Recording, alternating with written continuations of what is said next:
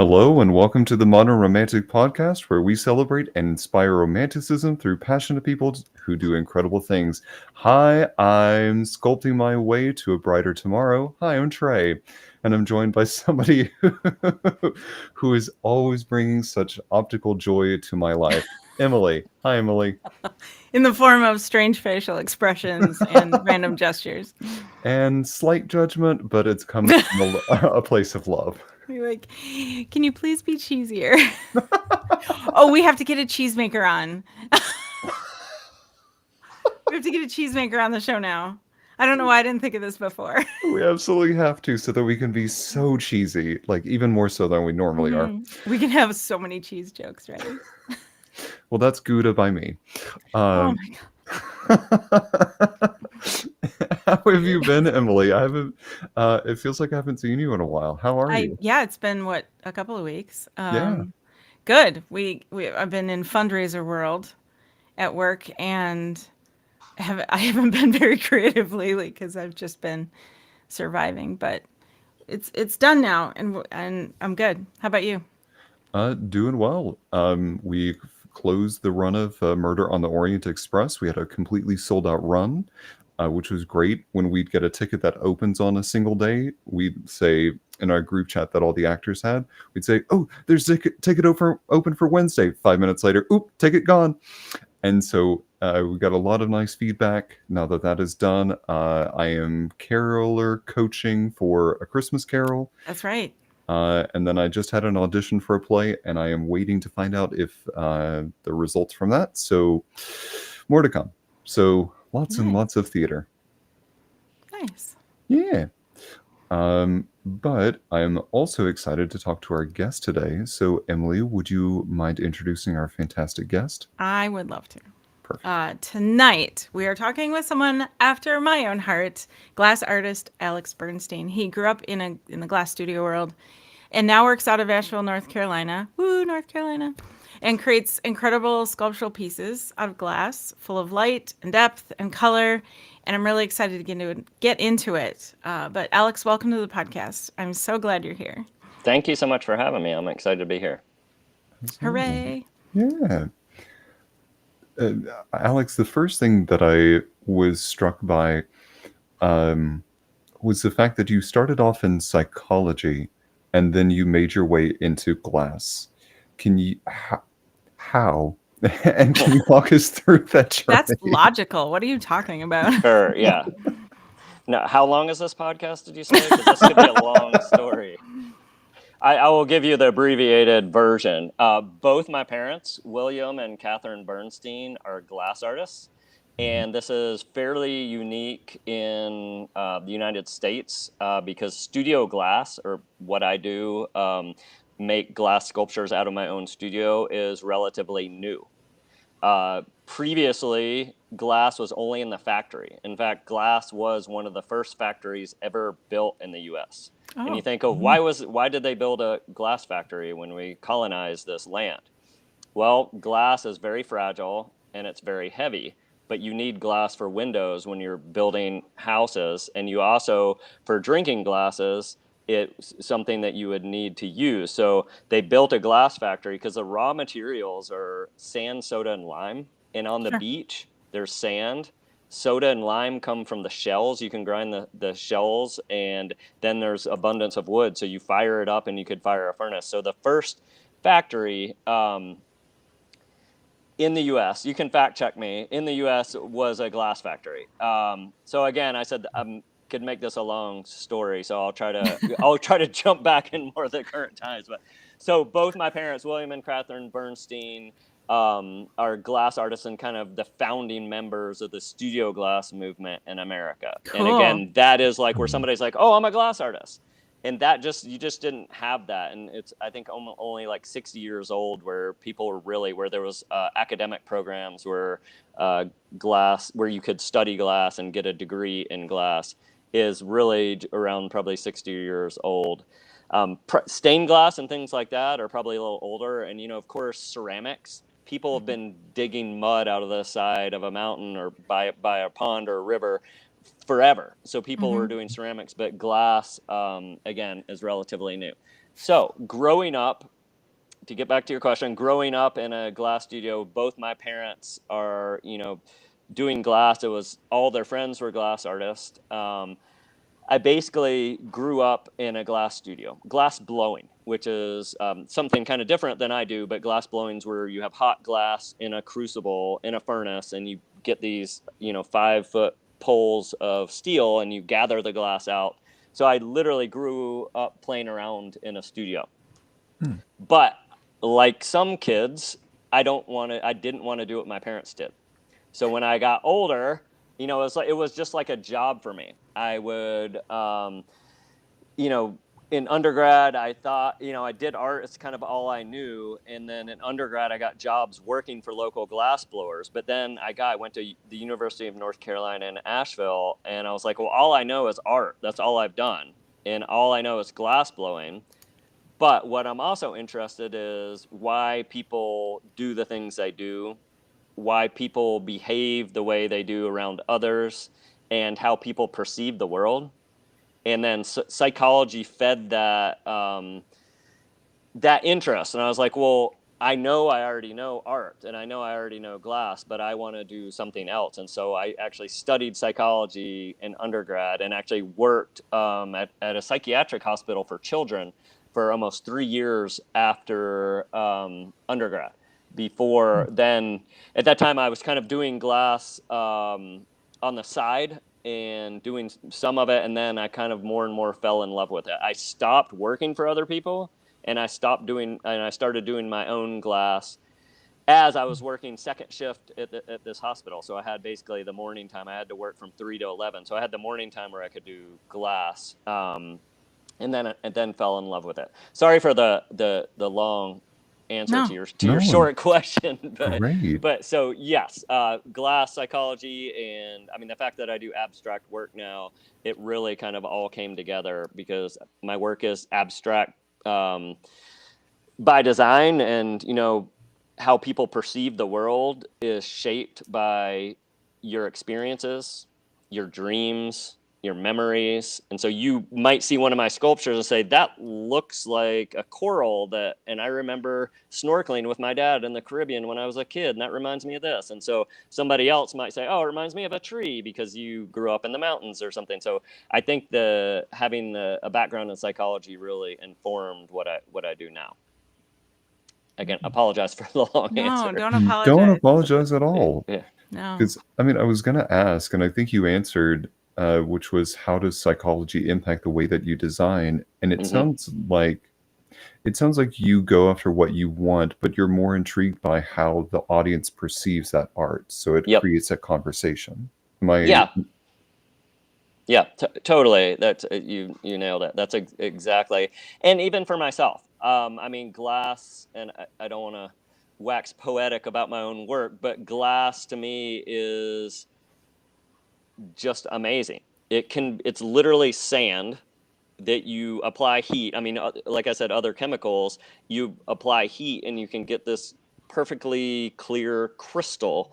And it can be so many different things. It can, it can be sharp, it can be soft, it can be smooth, it can be rough.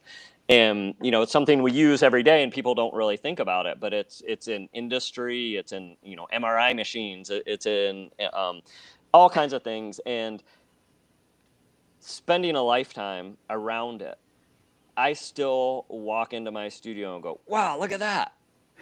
And again, I'm not trying to, it's not about my work. It's not that I made something great.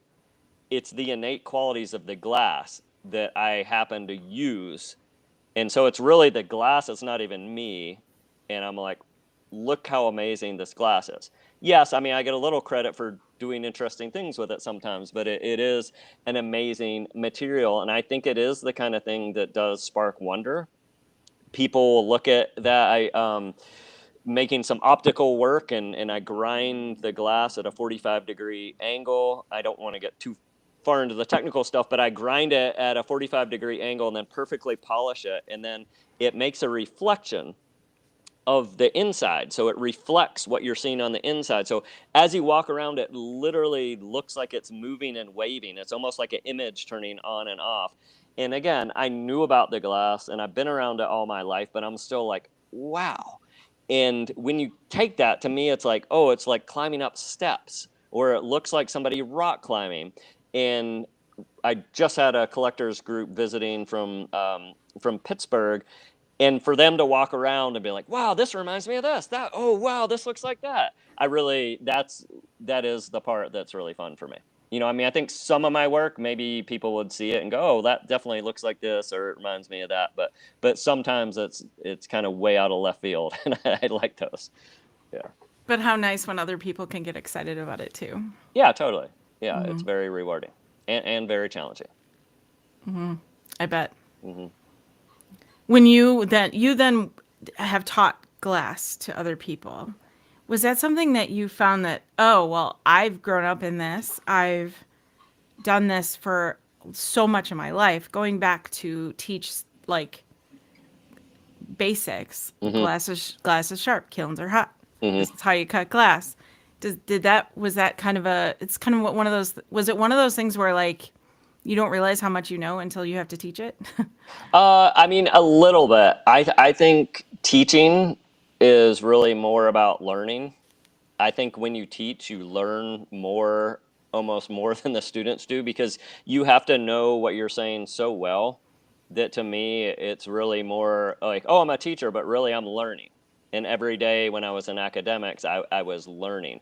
But to be totally honest, out of graduate school, I didn't understand how I could make a living being an artist, and I thought I need a job, and I got a master's degree, which is a terminal degree in the arts, so it's as far as you can go, and it is a teaching degree. In academics, I heard there's some PhD programs now, but when I came out, the MFA, most all the professors had a master's, and quite frankly, I was just like, I need a job. And so I did it I thought I wanted to teach, but I also wanted to have the stability of having a job, and Sure. didn't realize that I could really make a living doing glass. However, my parents raised my brother and I and supported us. So I did know that you could make a living, but I was pessimistic, and we definitely,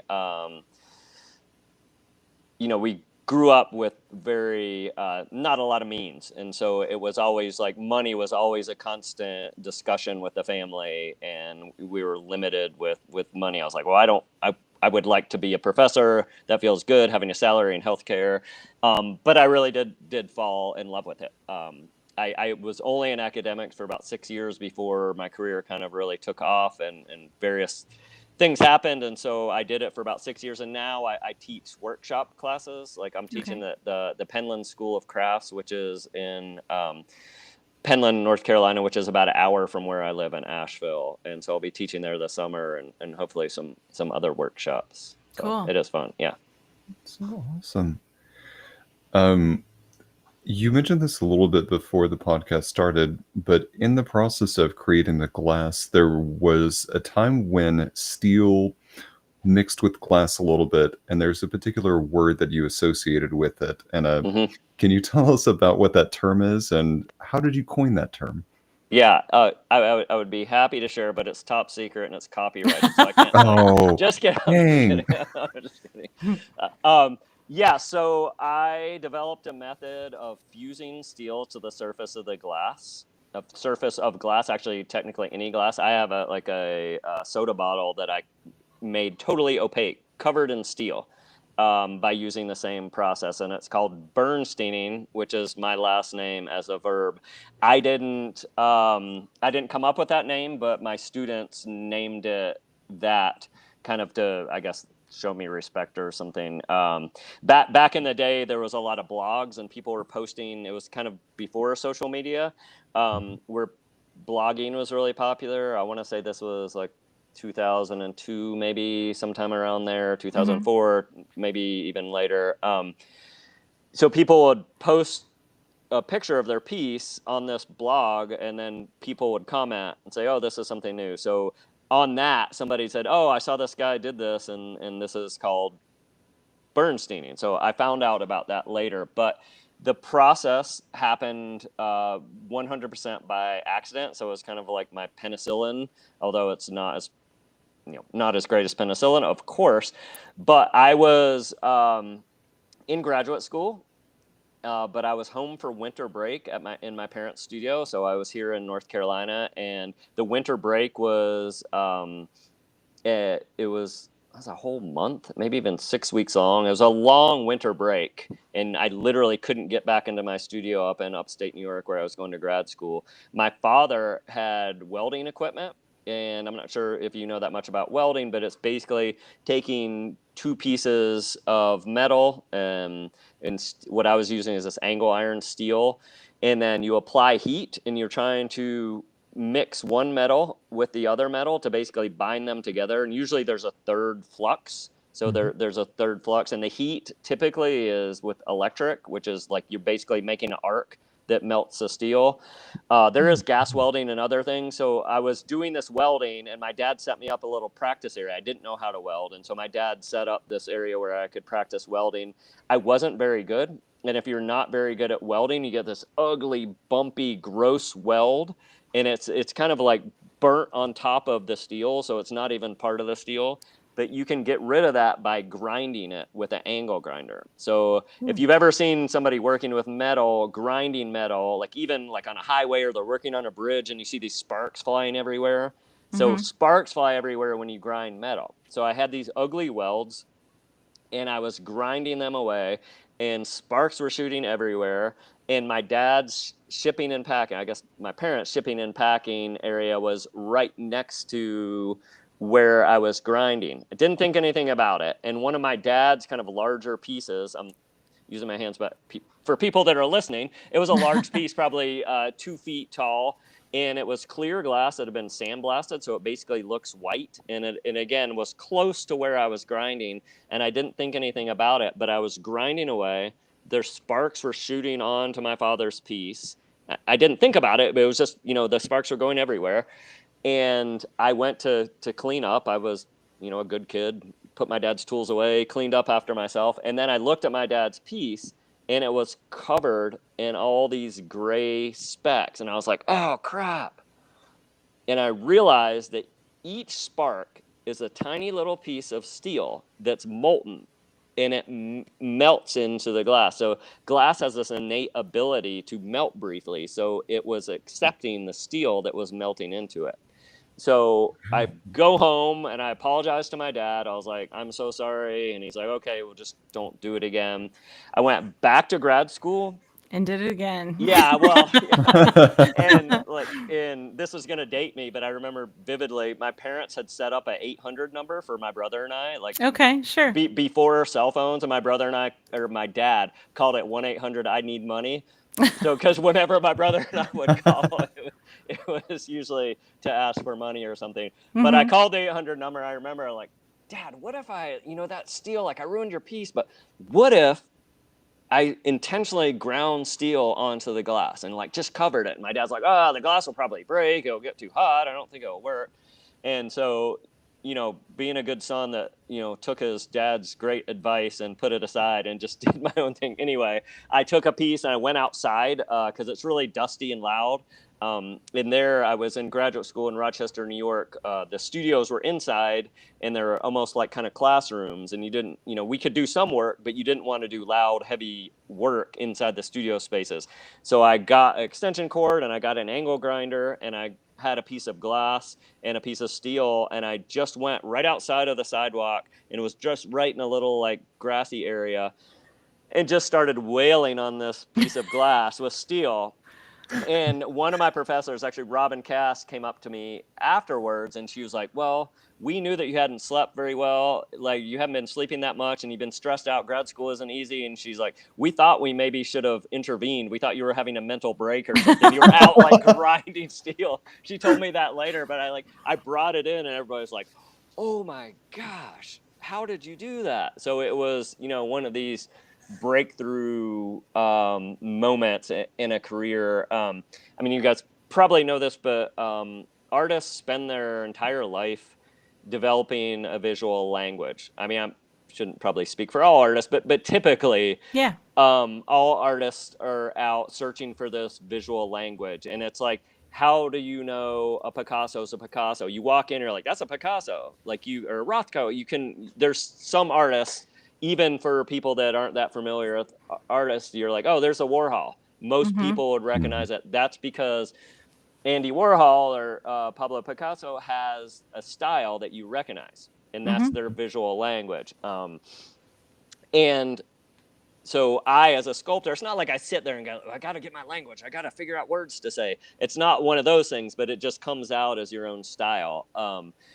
But now, after I discovered this, I had a really big word that I could use to describe my artwork, to tell the stories which are my artwork. You know what I mean? So I had this opacity that I could mix with the translucency of glass. And also, I mean, there's concepts and metaphors with the fact that I'm coating this translucent, transparent piece of glass and I'm making it opaque. And then once the glass is covered in steel, I can patina it or rust it. And rusty glass or rusty steel, by definition, has passed time. So there's some time that has passed. And so now, as a concept or conceptual work, I can make my work that might be brand new, but it's rusty and has this kind of feeling of age, or almost like it's some relic from history. So I can use that steel to express my stories. And if you look around at my work, you'll see that I don't do it on everything, because I don't want to do the same things over and over. I don't want to tell the same stories. I want to try to tell new stories. So if you look through my work, you'll some have it, some don't. It just kind of it depends on what kind of story I'm trying to tell. Does that make sense about the steel? Does that answer your Mm-hmm. question? 100%. Yeah. For our visual listeners, is the piece behind you the bluish green one? Is that covered in steel? Yes, the outside edge is covered in steel, so it might be a little hard to see. I don't know if I can move this a little bit, but yes. So you can see, and to me, these pieces, and actually the purple one over here, again, with this lighting, it's a little hard to see, but for me, I want them to look almost like core samples, or something that was, carved from the earth, or dug up, and it has this kind of crust on the outside. If like a geode. Yep, You know that's how a what I thought. geode's like Mm-hmm. a rock on the outside, and then there's this beautiful like crystal or whatever they are inside. I love geodes when I was a kid, and I used to go to these mineral shows and was really just blown away by stones. And so with this steel, I can roughly recreate it. I think that you're never gonna top Mother Nature. I'm always in wow of things from nature, and so I never even try to make something that's realistic or looks like nature, but I want to make something that looks like it could have been from nature. So I don't try to make representational art that really is like, here's a flower, I want it to look like a flower. I make things that maybe spark, again, this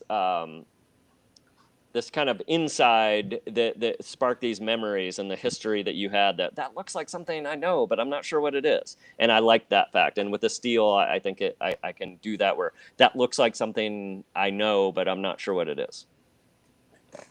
Absolutely. I was gonna say geode. That's what it reminded me of. Yeah, Sorry, totally. Trey. No. I was struck by that one. For me, it kind of looks like a wave also. Mm-hmm. So it's still in the realm of Mother Nature. So Mm-hmm. yeah, I have been fascinated since we Thank started you. this podcast. And then if you look behind me, there's Oh my god. this is and for the people that aren't watching, I do a series of crystals. So these are these pieces that are crystals, and again, I don't want to copy Mother Nature, because I'm going to be doomed to fail. I want to be inspired by Mother Nature. So I was on the board of the Asheville Art Museum for many years, and I used to live close to downtown. And if you've been to Asheville, the museum is downtown. And so I'd walk from my house in this neighborhood called Montford, and I'd walk to my board meeting. I was pretty early one day and just walking through town to go to a board meeting, and there was a gem and mineral store on my walk, and I was like, let me pop in here and look at it. It's actually still, I just saw it last week. It's still there. And this was like, 15, 20 years ago. And I walked in, I was looking around, and I was looking at these natural crystals. And, a natural crystal by definition is something, it's natural, something from nature. And how these crystals form, I mean, honestly, I should probably look them up, research it, and know, but I don't even know how they happen. Something in the earth crystallizes, comes together. But I was just blown away, and I was like, this is so amazing, beautiful, and it looks like glass. I wonder if I could make something out of glass that looked like a natural crystal. So right around the same time, I used to be an avid cyclist, and I'd gone to the Dolomite Mountains in Italy. And I'm not sure if you're familiar with them, but to me, they look like sculptures of these mountains that are made out of just these huge stones. And when I say huge, it's like I don't even know how to describe it, but they look like these monolithic, like just stone outcroppings, but they're just insanely large, and they're kind of jut out everywhere. I live in the mountains here in Asheville, but ours are covered with trees, so they look furry and soft. In the Dolomite Mountains, there are these like crazy stones.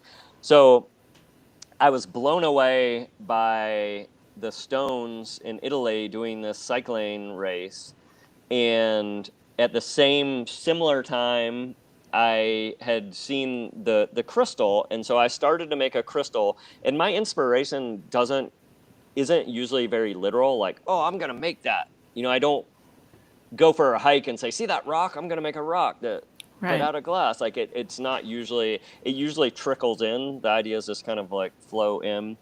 But these with the crystals, I made a natural crystal, but so since I made it, it wasn't natural, so I made a glass crystal. I was like, oh, that's pretty good. It kind of looks like a crystal, but it's abstract enough to maybe not be. And then, if you can see, and then I made another one and set it down next to it. And I was like, oh, they kind of look cool together. And then I made a third, and with something about a third, like a triptych. Then I was like, oh, it looks like a mountainscape.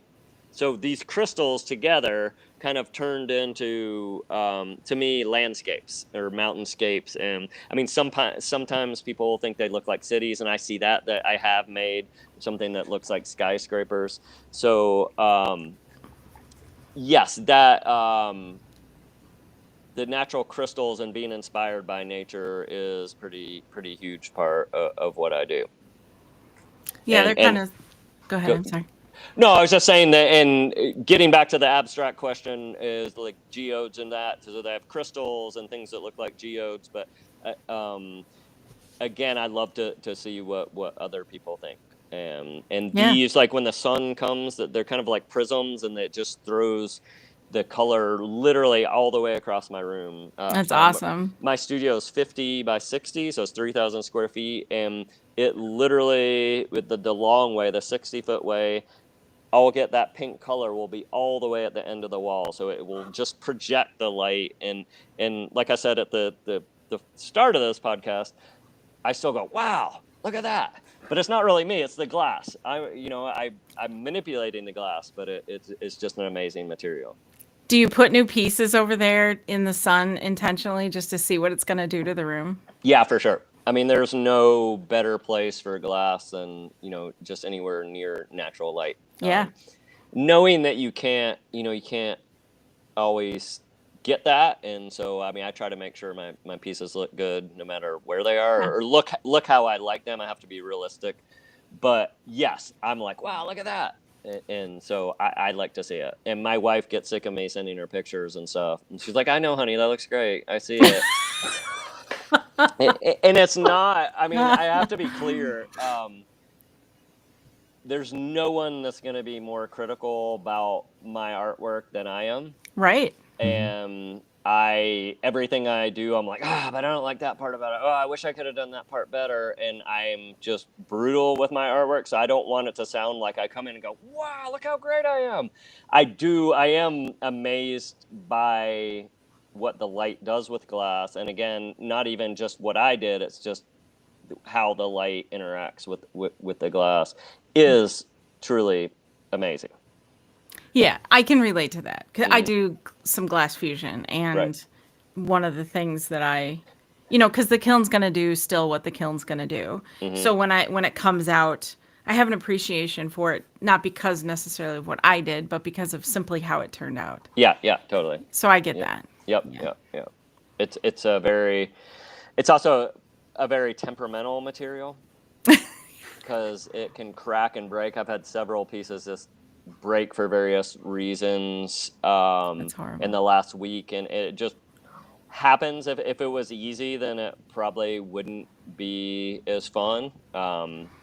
And so it's challenging. Like, I'm literally the luckiest person I know because I get to do what I absolutely love, and I somehow, knock on wood, make a better living than I ever dreamed possible. Like, I don't understand how it works. I mean, I still can't believe that people are like, I love that. I want to here's a lot of money for that. Right. I mean, it is an expensive thing, so it's kind of a big gamble. I invest a lot of money into making the work, but I just can't believe how lucky I am that I get to do something that truly, when I'm in my studio working, there's really no other place I want to be. If things are going well. Today was a little bit of a brutal day, so today maybe is not the best day for me to be saying this, but it is. It's really what I want to do. It's what I love to do. It can be super super challenging and extremely frustrating, and I care too much. Like, I feel like that my son has the same thing. We're both sensitive men, and it's like I'm filled with empathy for everything, for friends, for everyone. And I don't know. I feel like I have a hunch that I know a lot of artists that are more sensitive people that Mm-hmm. are drawn to that. I'm not gonna. It's not a scientific study. It's nothing, but it seems like I know quite a few, and I feel badly for my son. I'm happy that he's empathetic and cares a lot, but it also makes me feel, I know that it's hard. It's a hard weight to bear because you care so much about everything. So when I make my artwork, I just want it to be so good, and then I'm almost always like disappointed. It's like, oh, I wish I could make it better. And so it's amazing and awesome, but it's not always easy because I have this like cognitive dissonance of like, oh, is that right? Is that not? Like this inner dialogue constantly of the frustration. Anyway, sorry. I don't think you even asked me No. that question. I'm just No. Thus, rambling on. I feel like this is the kind of the plight of the artist as a Yeah. whole. Like, Hmm. we do this show like just about every week, and just about every week that's kind of what we see, a common thread where Is that right? Yeah. artists, yeah, it's like at some point you kind of have to just put it out there, like Hmm. this is it, this imperfect thing that I wish was better, Hmm. it's kind of done, Hmm. but I'm not going to touch it anymore. Yeah. Yeah, because Totally. Yeah. It's. with every art form, whether you're, if you wrote a book, you rewrote it and proofread it and proofread it and rewrote it so many times, and at some point you just have to. Same with music. Trey's that way with rehearsal. So you have to eventually, the show is scheduled and you have to put on the actual show and not rehearse anymore. Yeah. Yeah. Yeah. Yeah. I mean, I think sometimes you probably feel like you nail it, Trey. I mean, you're like, oh yeah, I nailed that. That was perfect. But there is like, yeah, I'm like, that's the best I could make at the time. But there's still like, how could I make it better? Like, I love to cook too. And my wife, Jessica, she's like, can you just enjoy the gnocchi? We made gnocchi last night, sweet potato gnocchi. And I was like, Ooh, oh, the sauce was a Ooh. little like, my mom's staying with us. And so anyway, and even today I was like, yeah, just that sauce. I put a little pinch of sugar. Maybe it's too acidy. She's like, can't you just enjoy the dinner we had last night? But no, I've always, and I think that's from me being a maker, that sure. it just it's everyone. I was like, well, that's good, but could I do something different to make it a little bit better? And it's not always fun place to be, but I think it's probably why I've had the success I have. It's because I do care so much about making everything the best I can. Probably. Yeah, Hmm. otherwise you wouldn't innovate and push yourself Yep. the way you Yeah, have. totally. Hmm. Absolutely. There's a Not thing always that fun. there's a saying that someone said to me of food tastes better when someone else makes it because you can Hmm. just enjoy it. You're not so concerned with the prep work of that and the whole Yep. process of doing that because you're Yep.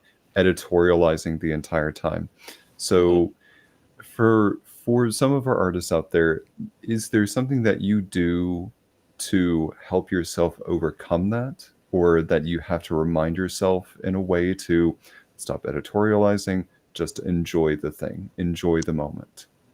Absolutely. And I tried to do that today. There's the part of the process is what I call roughing the sculpture out. So I put glass in the oven and it melts together, and then it has to cool very slowly. And one of my pieces, like literally 3 weeks, even a small piece is probably 10 days of it cooling. So there's a long while where I have to wait. And I think I've mentioned before, I have 3 different ovens. So there's usually one coming down, one going up, and then one I need to load, or one's empty or waiting to be loaded. So I have something to work on. To me, the easiest part and the most fun, well, yeah, probably the most fun, is the roughing out part, where I'm just hogging at the glass, I'm grinding away. So I work like a stone sculptor. So I'm doing subtractive sculpting. I'm taking away material. And I mean, not to say that like the mindless part is the most fun, but there is you almost get into this like Zen zone of just grinding away, where I start to rough out the shape, but I don't have to like really make it that perfect yet, because I'm just kind of smoothing up things. If there's any issues that I don't like, oh, there's a little bubble here, I'll grind that out, and there's this or that. So yes, the roughing out part is where the to me the most fun, where I can just zone out and work all day. Is like, oh my gosh, it's already 5 o'clock. I can't believe I worked that long. The most challenging to me is like the last 10%, 5% of finishing a sculpture, the final little details. And you're like, oh no. And that's what I should have been doing today. But since I was like having a little bit of a rough day today anyway, I was like, I'm gonna give myself the pleasure of just starting something new that doesn't have a time deadline, that I don't have to finish right away. I have several commissions, and so those I'm like looking at pictures and trying to get it as close as I can. Everything I make is totally one of a kind, made by hand. So I have to, sculpt it by hand. So commissions are something I have to be super thoughtful about every little bit, because I want it to be as close to the original. And today it was just physically working. And to me, I think mental health is for me like related to using these. Hmm. And I'm holding up my hands for people that are watching the video. So I can't speak for everyone, but I mean, I think in a digital age where people are on their phones and people, aren't that happy, I think sometimes just physical labor is the best thing to move on from the stresses of life. And again, I can't speak to everyone, but when I'm actively working or doing something in my studio that's manual labor hard, then that I can just really kind of zen out and feel almost in a flow state. When I have to like be really thoughtful and, okay, is this standing straight? Well, it's a little crooked. I got that can be the hard part. But when I need a little boost, I'm just gonna just start grinding some glass Yeah. and just go at it. So yeah, that's for sure the fun Have part. Have you ever made a piece that was so heavy that you realized it was too heavy, or like now I can't really lift this effectively? A little bit. I mean, I do have a lift table, and I have several people that work for Okay. me. So I have people that will help, and I yeah. So sometimes, and I have equipment and ways I can get around it. I have had double lateral surgery for various different things, and I have excuse me, hernia surgery, Okay. and that's probably from lifting glass. Wow. I have almost 14, a 13-year-old son. He's living with a disability. He's not able to walk, so he's in a wheelchair. And so I carry him around a lot too. So it's possible it's from that. But I try to keep healthy and fit to help move him around in the world and also move my glass around in the Right. world. So it's important for me to try to stay healthy. And I am like not smart sometimes. I'm like, I shouldn't be trying to lift this thing up. But there are kind of limits to what I do. I mean, the cast glass world, there's foundries where you can like send something off and they'll make it as big as you want it. But I really like that. And that's awesome. I thought about doing that where I could send a model and they'll just make it larger. But I really like to get my hands in the glass Yeah. and work with it. So yeah. And then have you ever made a piece that you like, I guess you said you do commissions, but I'm assuming you make something and then people get inspired by it and they like it and they want one too. So, Mm-hmm. and maybe you do commissions where it's like, oh, I have this idea. But Mm-hmm. my thought was, have you ever made something just to make it and you were intended to maybe sell it or put it in a gallery somewhere, whatever, Mm-hmm. and you were like, absolutely not, this is going in my house? I mean, not my house. Unfortunately, we don't have a lot of.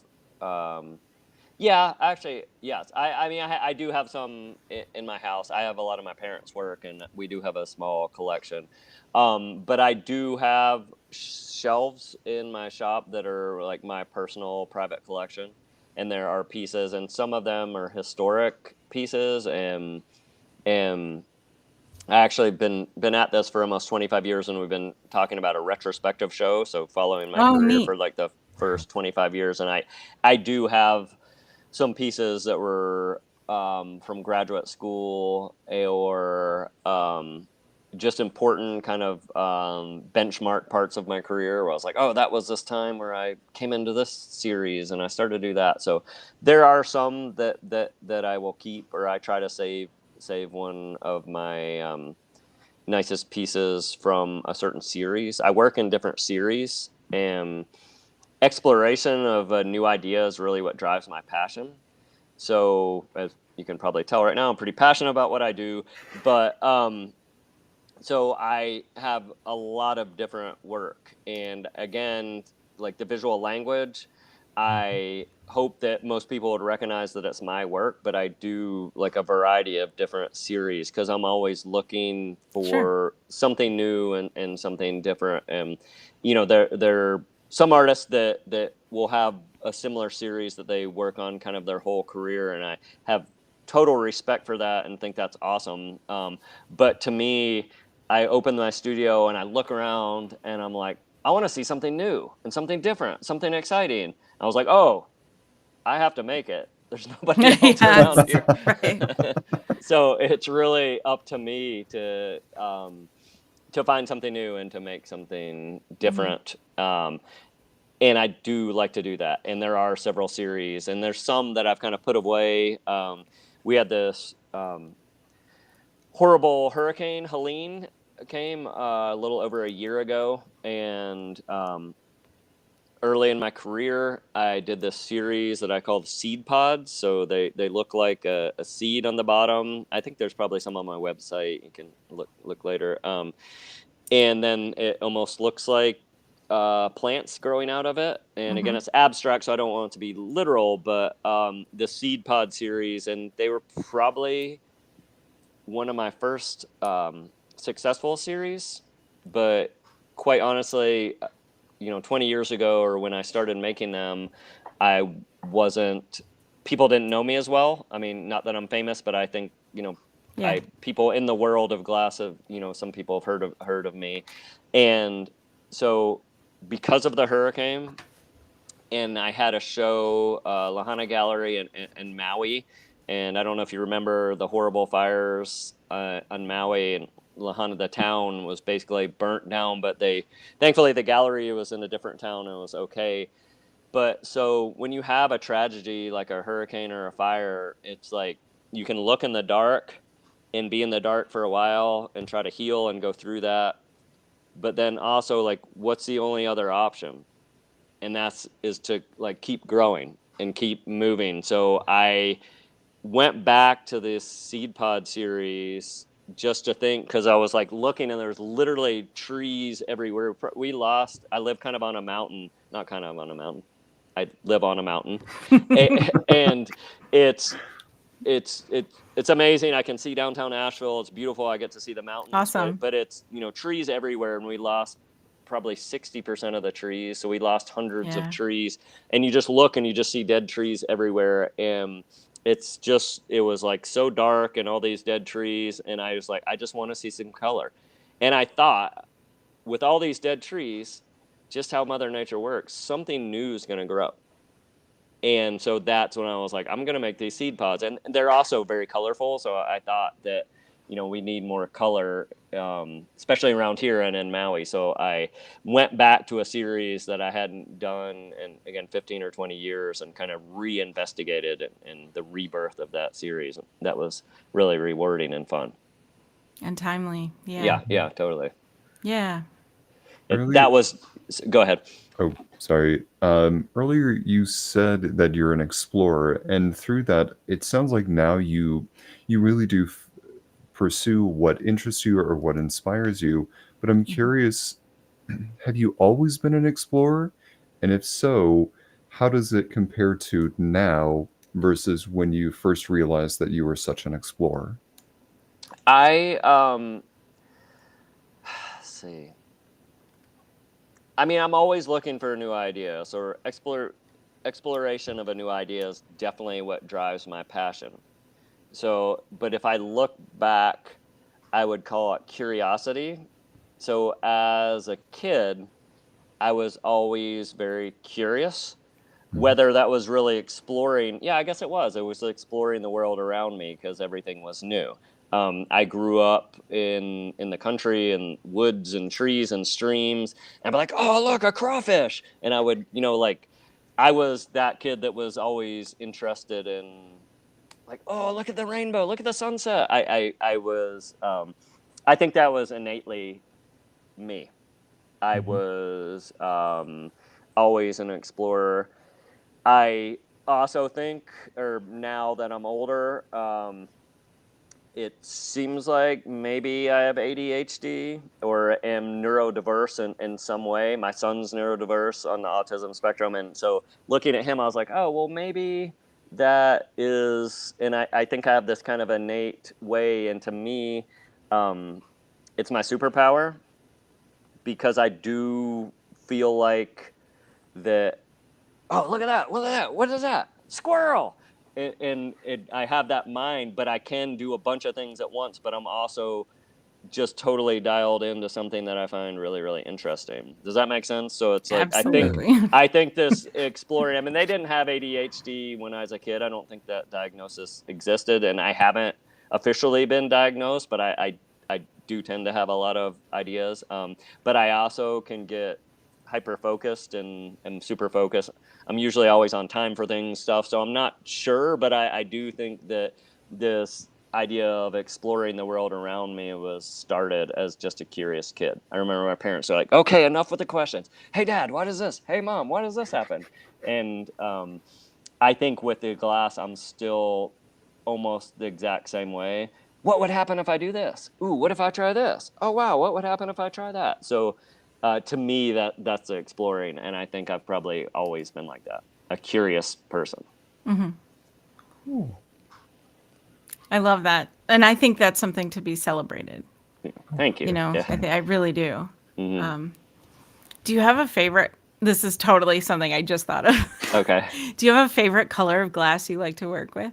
I mean, I think blues and greens, but it's probably a little more like purple lately, and this pink color behind me. Yeah. I've been slightly obsessed. I have these two pinks, and they look very similar. Actually, a different pink, and maybe I was just insecure or something, because I didn't really ever use pink. Hadn't ever made a pink sculpture. And then I was like, oh, this one of my suppliers. I was like, oh, I haven't tried that pink. And then it turns out they had 2 other ones, and so I have these three different pinks. And actually, the piece behind me, it's hard to tell. The 2 colors look very similar, but that's actually 3 different shades of pink. Okay, The sure. one in the middle you can see is lighter, but then the 2 closest to that are lighter, and then the darkest is on the outside. I It's a see little that. hard to see from Yeah. here, but so that is a color that I'm like, wow, that's really nice. Probably previously blues. I tend to have a lot of blue pieces in my sculpture, and I think it's because the sky, also green trees. I'm really drawn to Nature. that. Yeah, Yeah. Nature. I would say that I love color, but sometimes it's too much for me. And I started this series of optical pieces that are just clear glass. So it's Mm-hmm. clear, and typically it would be with steel, or sometimes I don't even put steel; it's just sandblasted. And through the years, I've worked with optical lead crystal, and I've done different series, and I do love the color, but probably like I like the ones that aren't as colorful and as bright sometimes. And again, when the pink sculpture shining 60 feet from the window against the wall, I still say wow. But I kind of sometimes like my more subtle, where there's just the rusty steel and the clear glass, and it's not as bright and colorful. Right after our son Max was born, he had an injury. Unfortunately, had to be airlifted to the NICU, and it was a scary time. And he was very sick for the first year of his life, and so it was kind of an introspective time in my life. And I did these, I think, kind of very formal lead crystal kind of monument pieces, and those are probably still some of my favorite. There should be some on my website. But Mm-hmm. these kind of monolithic. I mean, they had, I was cutting the glass and then melting it back together, so you see lines almost like rings on a tree. And it was just the time of life, and quite honestly, it was a challenging time. And so I didn't have any colorful glass in my studio. It wasn't a conscious decision. I wasn't saying, okay, I'm not using color, but it was just a hard time and a challenge, and it just Yeah. kind of came into my life. And not that the pieces I made weren't beautiful, but they were more subdued and subtle, and probably still some of my favorite. And obviously I love the color too, but I'm Sure. not afraid. And if I probably had a choice of one, I might go for just making the clearer, more subtle stuff. I imagine there's a little bit more challenge in that too because there isn't the color to maybe distract or maybe I don't know, and maybe I'm incorrect there where I think like the things that I find to be sometimes the things I find to be like I won't call them mistakes, but they kind of are mistakes or things I didn't intend in a piece. If it was colorless, it would show up more. Hmm. So I feel like having just clear is probably even greater challenge. At least it sounds that way to me. Is that Hmm. right? I think that's true. And again, when I was in academics, the students always, it was, I don't remember exactly the joke, but if you can't make it good, make it blue. And Because everybody loves blue. yeah, and if I've heard this. or if Yes. you still can't make it good, make it red or something. I don't Hmm. remember exactly how it went, but it was something definitely like that. And it is, I mean, again, I'm going to be more critical than anyone about my work. Sure. And the fact is it's really easy. Like this is just a block of the raw material, the glass that I have. I mean, just that is pretty. Yeah. Like I don't Yeah. have to do that much. So it is, I think it can be easier to make something that, wow, that's pretty. Just it could literally be a pile of glass on the floor and it looks pretty Hmm. with the color. So I think it potentially can be more challenging with the clear glass. And I think I like that challenge. However, with the clear glass, you can do optical things that are sort of mind bending as well. So, Sure. but it is it. There's nowhere to hide for sure. Yeah, that's what I was thinking. Hmm. And it's kind of similar to like a black and white photograph. Hmm. You have to make sure your the technical things that are more noticeable than like lighting Hmm. are spot on so that your black and white photograph is can shine the way it should without color. Yep, exactly.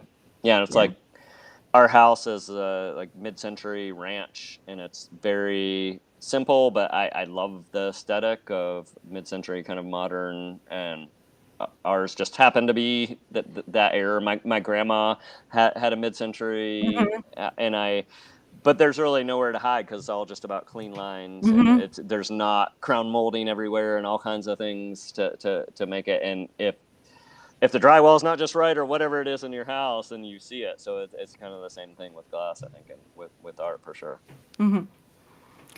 So when you because you've taught and you've had bazillions of people that have looked at your work and Mm. contacted you and just been in your world, at this point, what is one piece of advice you would give to a beginner who wants to get into glasswork, similar to what you do?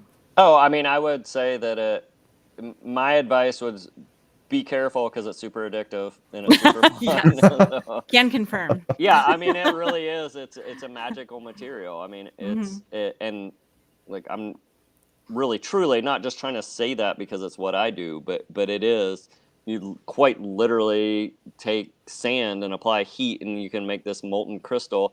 And I mean, you can take sheets of glass and put them in an oven and melt them together, and you can literally take this molten like lava kind of stuff out of a furnace and you can blow bubbles in it. So it is very, very exciting.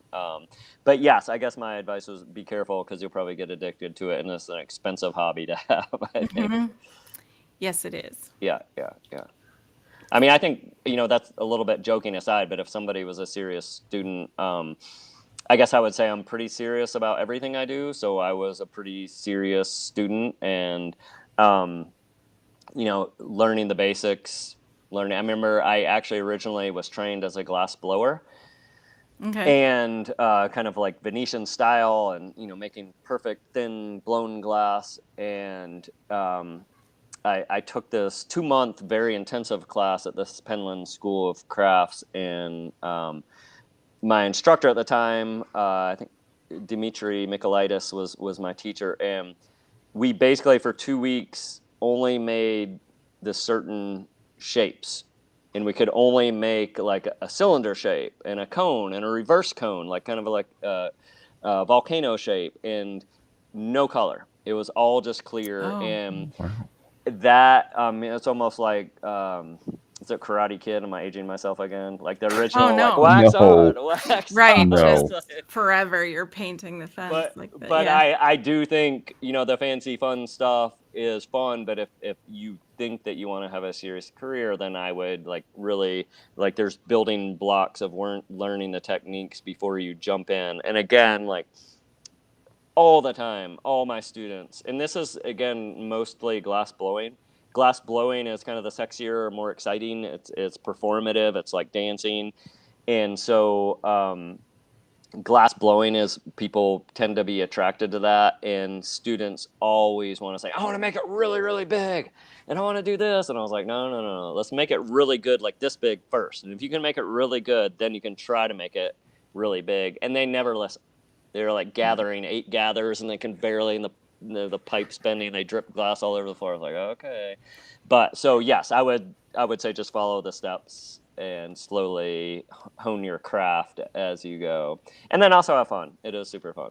So if it's something that's more like a hobby, you don't want to take it seriously, then I think it's fine to throw caution to the wind and just see what happens. Some of the craziest things that I've seen are students that don't